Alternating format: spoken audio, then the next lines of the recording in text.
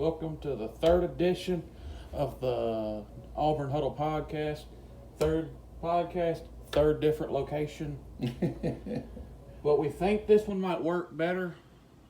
You see the art up in the corner. It's nice. Here we go. Auburn recruiting news. Well,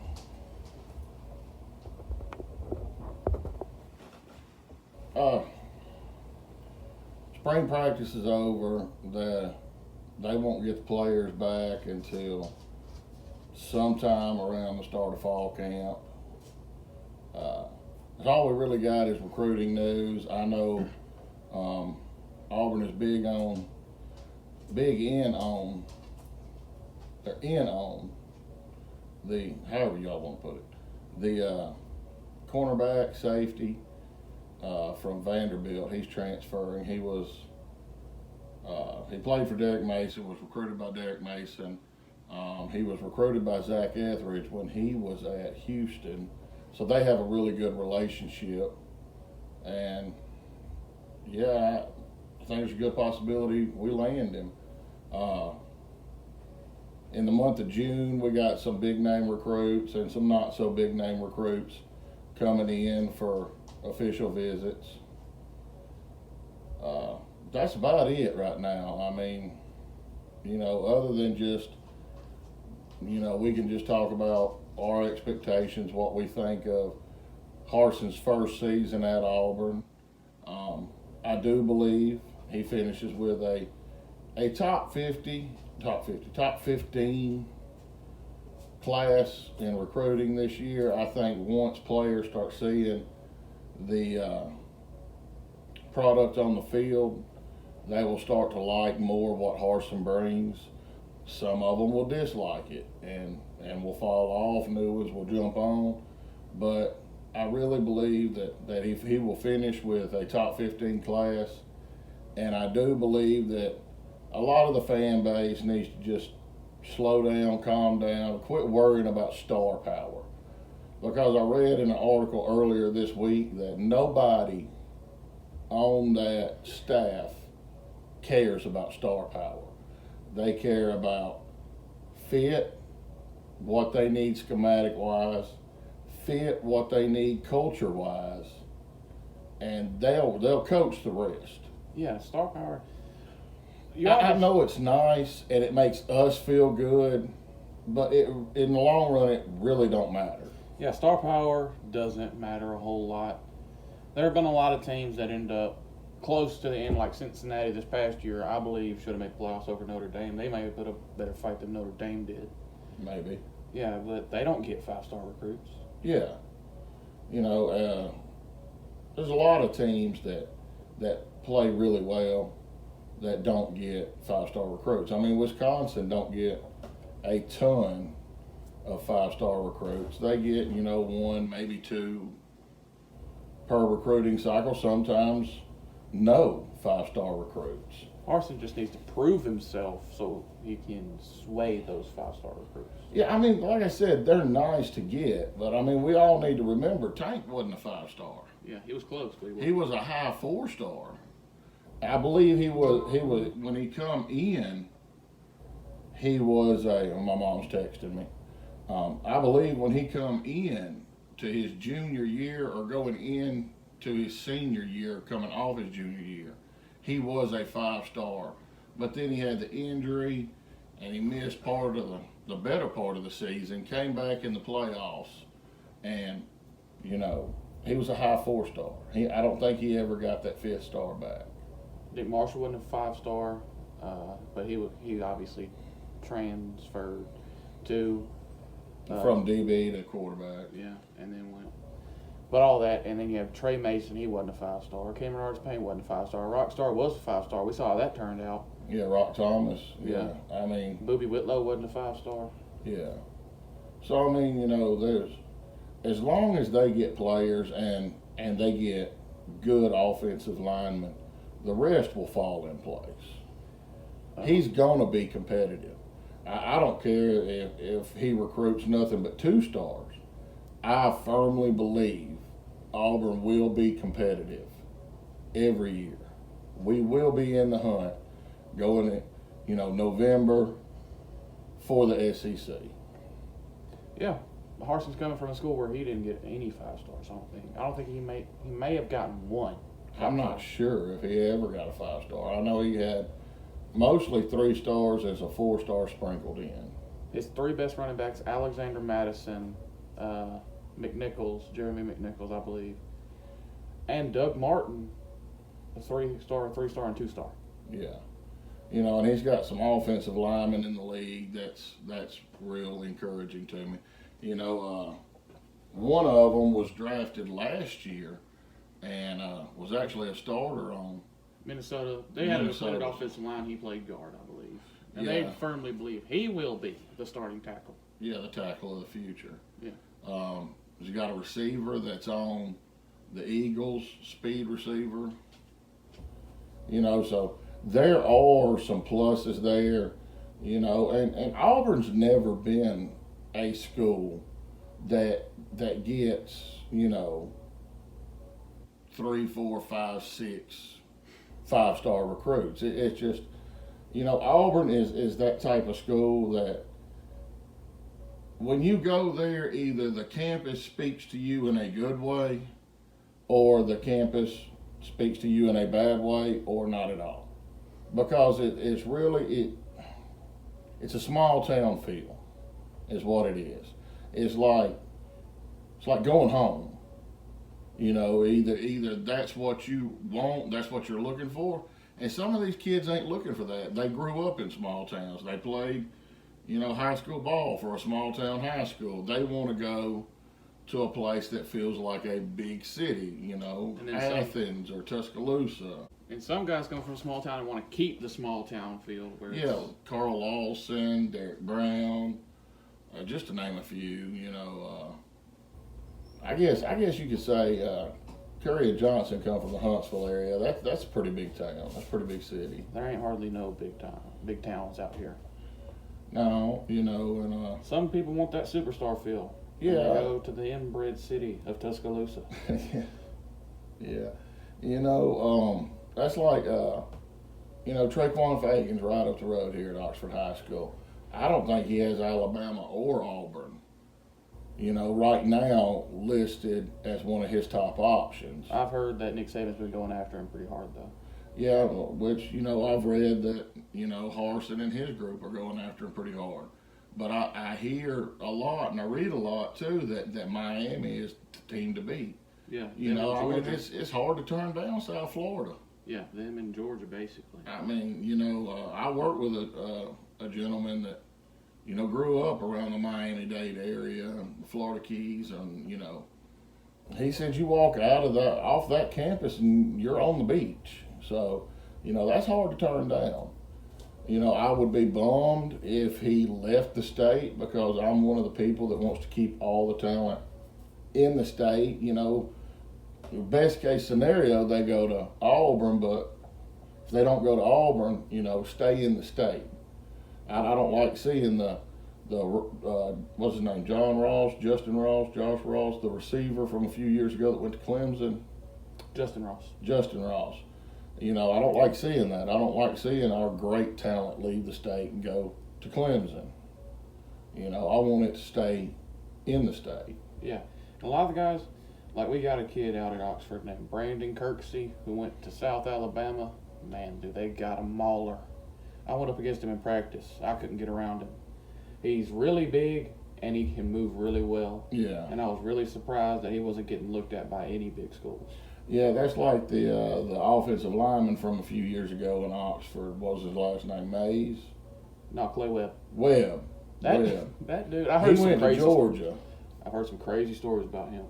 Yeah, he was a big, strong, physical offensive lineman that, Auburn was going after real hard, Alabama was going after real hard, but he wanted to leave the state. You can't blame him for that, but I would have rathered him stay in state. Yeah. He's special. He's real special if he can keep the work ethic. Yeah, I think they moved him from tackle, gonna play him at center. No, he was. I think he was interior at Oxford, interior offensive line. I thought he was tackle at Oxford. Auburn's going real hard after Caden Story. Defensive lineman.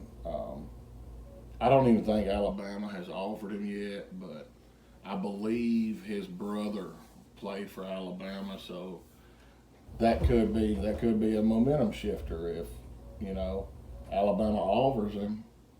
He could want to go play where his brother played. Yep.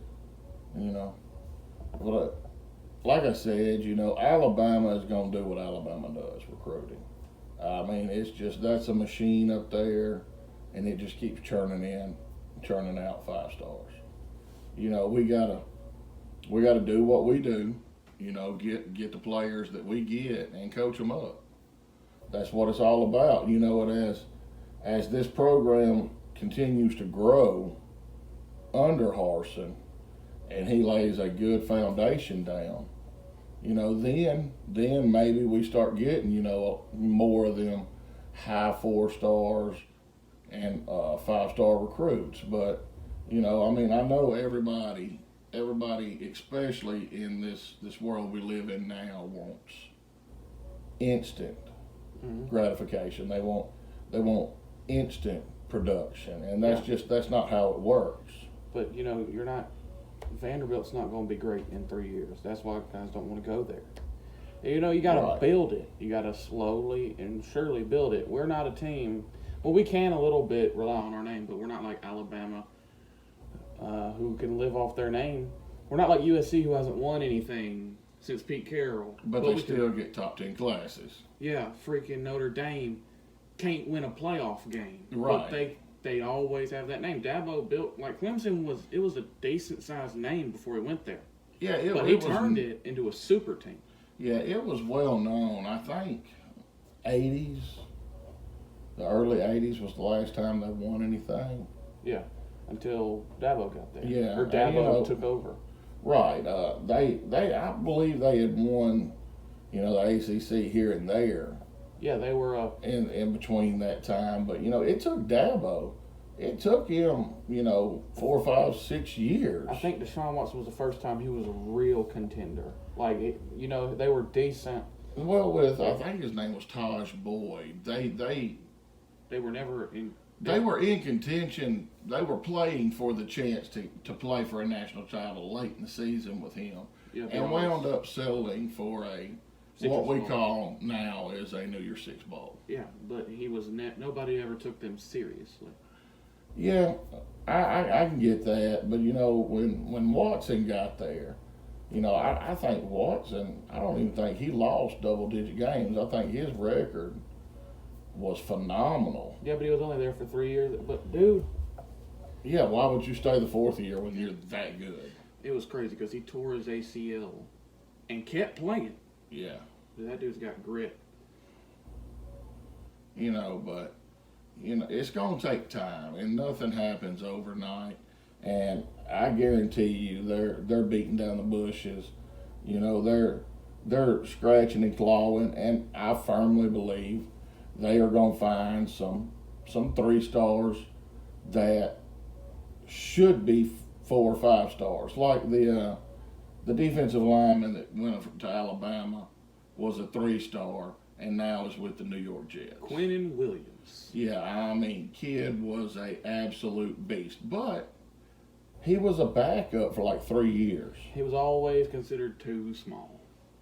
Yeah, but he was a backup for like 3 years. Drop a little nugget in there. Was committed to Auburn, and Alabama snagged him in the end. Thanks, Gus. But every time I hear his name, I just think of that video where he sneezed, blessed himself, and then thanked himself in an interview. Well, I don't care if the dude can get pressure and play the game.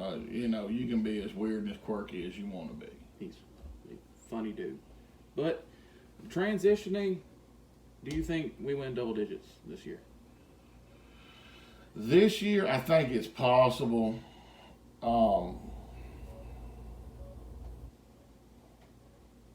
But probably not. You don't think so? I think 8-9 wins. 8-9 wins on the high end. But this is going to change. The closer it gets to football season, my optimism is going to go through the roof. We'll be talking about playoffs, championships. I don't know if I go that far.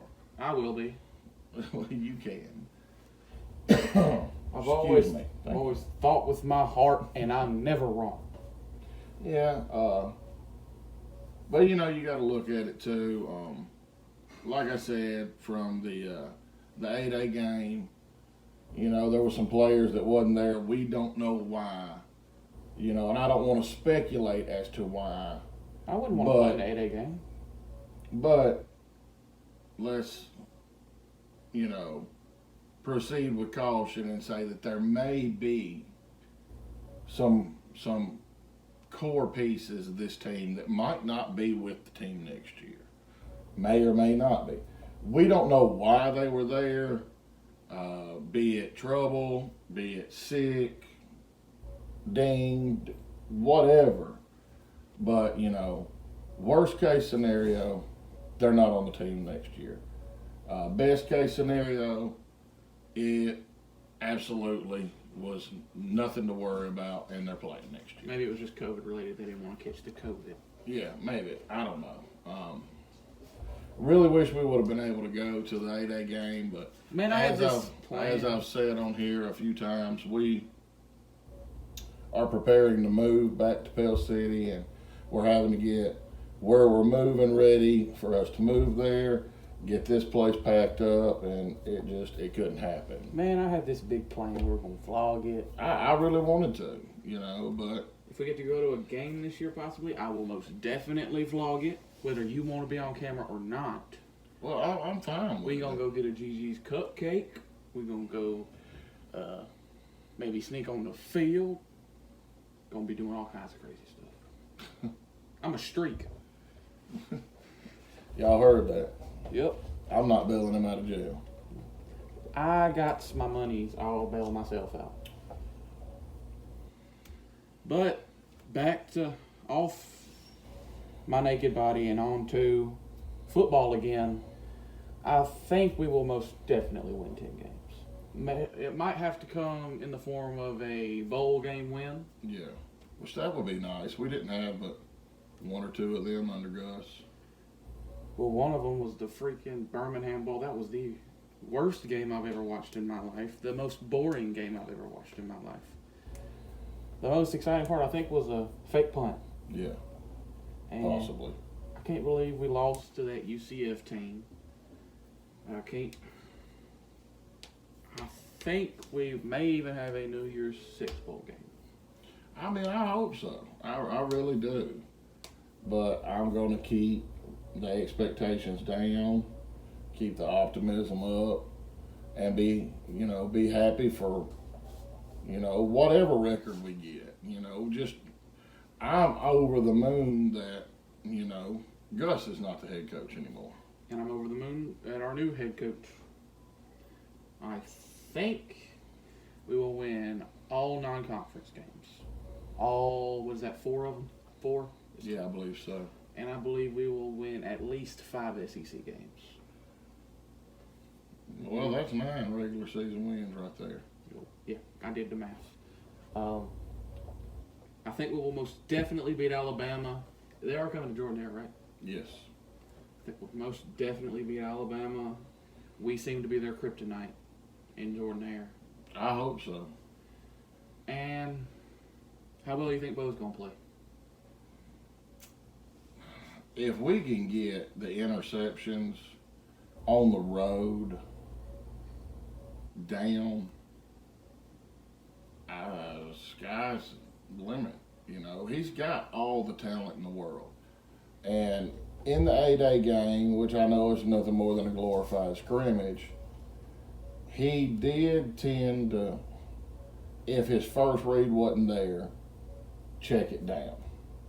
I love that. And I love that too. And like, a lot of people say, sometimes, dropping back and flinging it out of bounds is the right play. Yeah, sometimes. I know us as fans, we don't want to see that, but sometimes throwing the ball out of bounds is most definitely the right play. the biggest thing that I want to see with Bo, I want us to utilize his legs. Most definitely. I want read option plays. I want quarterback designed run plays here and there. We have serviceable backups so we can play a little bit more with Bo. We can use him a lot better than I believe Gus could, where it was just a screen, I think. But I do think we should definitely utilize his legs, utilize the short pass plays. Yeah. Get him into the game early. Hit him a couple hitches, screens, drag routes. Yeah, slants. Quick stuff like that, because when he gets in the groove like that, he tends to play a lot better. And that's with most quarterbacks. Yeah. In the South Carolina game, they run, that 10, 12-yard comeback. Those definitely. 12 to 15 yard. They run way too many. Yeah. And it got to a point to where J.C. Horn was just backpedaling, 5 to 7 yards and breaking. Yeah, Seth looked very discouraged in that game. It just... And another thing I want us to utilize very much is play action. Play action.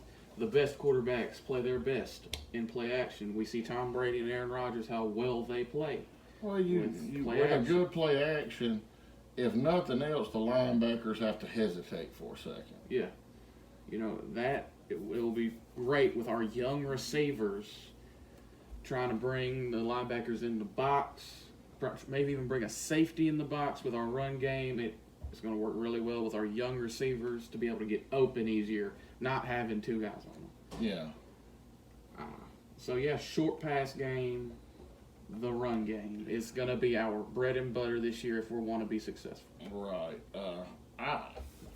I'm hoping that they use all three in the passing game: the short, the intermediate, and the deep. But the short is going to have to be, because that, like Bo, at least like in the first quarter, we're going to have to use that to build momentum. Well, I understand that. Our receivers are very athletic. They're big, so you can use their big body on a simple, like, come back to the sideline, stuff like that. Use a big body, slant patterns.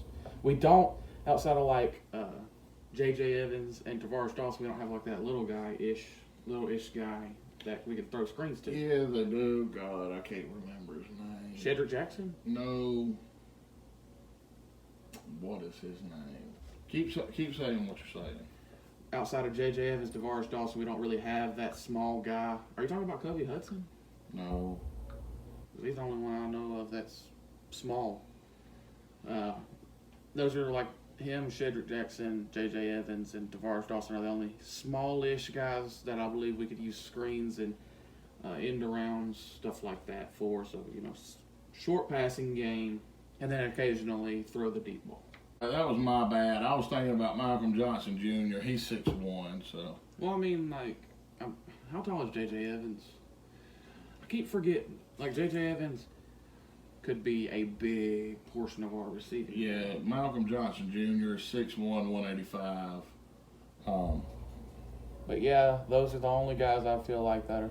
Evans is 6'2", 185. Oh, I thought Evans was smaller than that. My bad. All right, we got 4-star cornerback Benjamin Morris from Phoenix, Arizona. He seems like, from what the article I read, he seems like he's ready to learn about Auburn. Being recruited by Zach Etheridge. He's 6 foot, 172 pounds. He's a 4-star corner. His national rank is 288. He's the 29th best corner in this class. He's looking at Florida State, Michigan, Michigan State, Nebraska, Northwestern, Oklahoma, Oregon, UCLA, Washington, and of course he's got Alabama on there and Auburn. But I really feel that a lot of these players, like I said earlier, you get them on campus and Auburn sells itself. If they're that kind of person, if they want that kind of field, which it says that he does. He said, in a quote, Auburn speaks for itself. It's a great school with a great tradition. They're in the SEC, so that kind of caught his eye. And he could be, I don't know, Brian Harsin could be selling him on get in on the ground floor, help us build the foundation to something that is one day great. But that's basically all going on in football right now. Yeah. College football. Safety, Emory Floyd from Powder Springs, Georgia, basically just right across the state line off Interstate 20. He's 6'5.5", 165 pounds. He's nationally ranked 478, number 31 safety.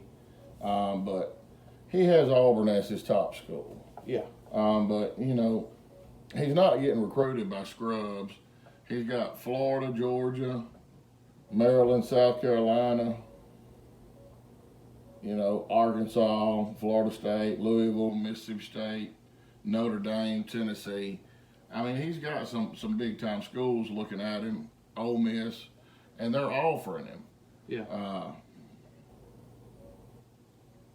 But he has, from everything I've read right now, he's got Auburn as his number one. Looks like to be a big physical, safety. He needs to put on a little bit of weight. Playing defense it's not the greatest thing in the world to be 165 pounds. Yeah, obviously. And then Jaylen Daniels is a 5'10", 170-pound speedster running back. At the Dex Preps Elite Camp, ran a 4.3840. And he only has 2 offers right now, but they're Alabama State and Chattanooga.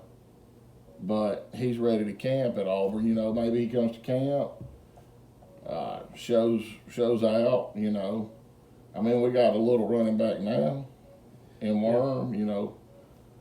He's a little speedster. Yeah, we need depth at running back, so I wouldn't be surprised if we picked him up. And just because he's small, don't mean he can't be effective. Well, yeah, we obviously know that. Worm's been very effective when he's healthy. That's the only issue I have with small running backs is they do tend to get hurt a lot, a whole lot. Yeah, Barry Sanders was small too. Yeah. Reggie Bush, guys like that tend to get hurt. Percy Harvin, he was a receiver, but he played a lot of running back. He had the migraine issues we had, and he always stayed hurt too. Yeah, Deshaun Jackson. Yeah, he stayed hurt his whole career. So, Marvin Harrison never got hurt. Yeah, but Ocho Cinco never got hurt. Well, Ocho Cinco was tall. Yeah, but he was slim. Yeah. So that's the only issue I have, but he's probably going to be 4th, 5th running back in the room. So I don't know, man.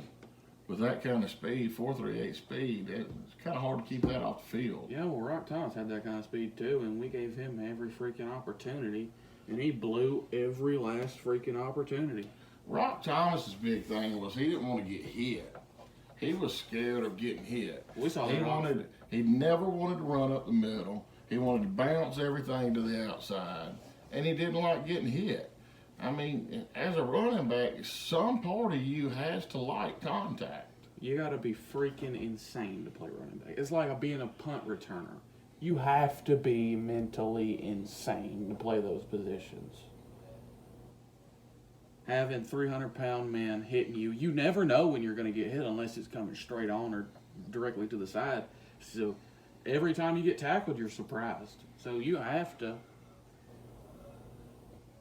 That was the weirdest yawn I've ever heard in my life. I thought I had a sneeze coming up during the yawn. Yeah, but you have to have a tough mentality to be able to play running back. Otherwise, you're not going to make it. And you got to hit the hole. Man, Leonard Fournette. You cannot bounce everything to the outside. We almost lost to JSU because he didn't want to hit the hole.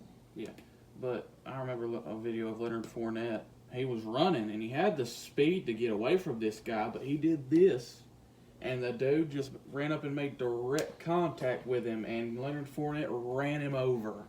So you have to have that kind of mentality to make it as a running back. Yeah, but Leonard Fournette's physically a freak of nature. Yeah. Trey Mason loved contact, and that's why he just went freaking insane. I guess. Riding four-wheelers, saying that something about the police work for Al Qaeda or something. You know, stuff like that. You have to beat your brain to bits to be a running back. I mean, but I learned that in the Flimlo Raps video. Y'all need to go watch it. It's a great video.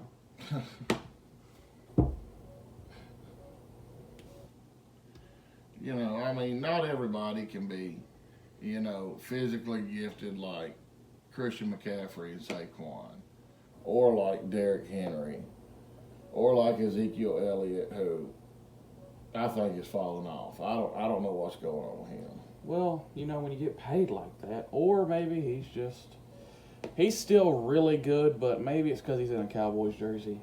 You know, people hate the Cowboys, including us. I'll never like the Cowboys.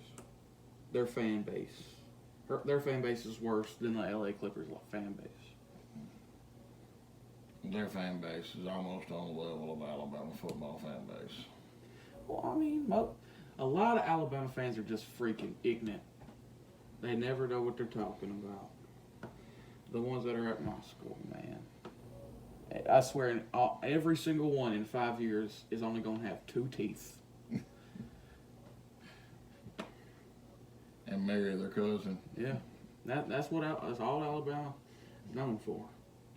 Yeah, but I know this was a shorter podcast.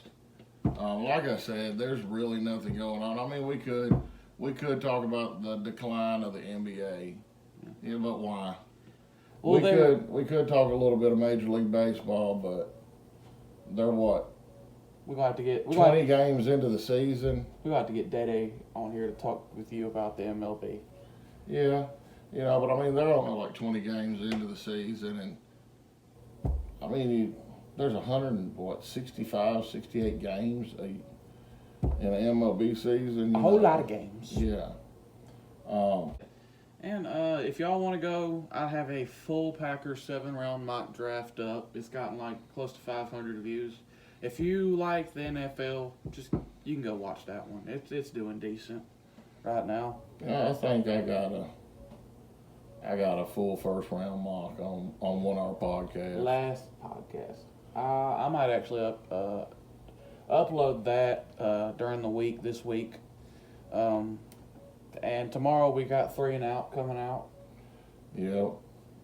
You know. The tomorrow after this goes up tomorrow, which will be, so it'll go up Tuesday. So tomorrow. Yeah, I'm confused now, but I mean, it is what it is. Right now, there's not a whole lot going on. We got some things in the works. We're talking to some different people, trying to get them on the show via us going to them coming to us, or, you know, them FaceTiming or whatever the hell it's called when they call in and you can see them and we can see them. And yes, Dad, that is FaceTime. yeah, whatever. You know, we're trying to get some things. You know, it's really hard, you know, working the schedules out. Yep. But we're doing some things. We're trying some things. I always got some new ideas. It's just, you know, some of them are better than others. Some of them are worse. Yeah. Anyhow, if you like the video, please hit that subscribe button. And we will be back tomorrow. Yeah. War Damn Eagle. Worry. Slim, go!